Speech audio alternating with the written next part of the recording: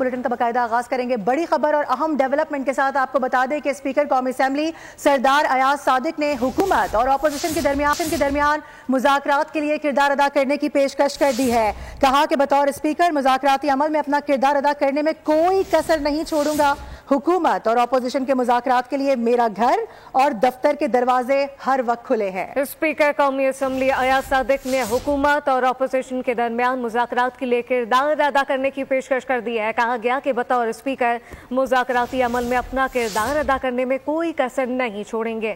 حکومت اور اپوزیشن کے مذاکرات کے لیے میرا گھر اور دفتر ہر وقت حاضر ہے.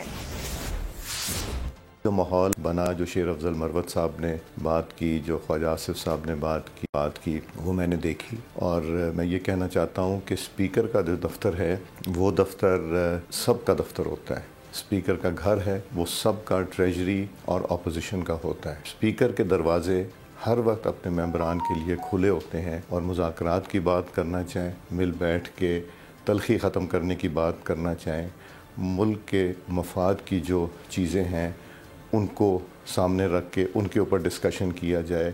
لا اینڈ آرڈر کی سچویشن ہے اس کے اوپر نظر ڈالی جائے.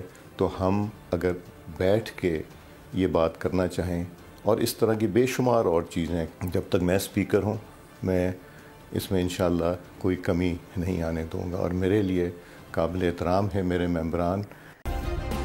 سبسکرائب کریں اور بیل دبائیں تاکہ کوئی خبر رہ نہ جائے.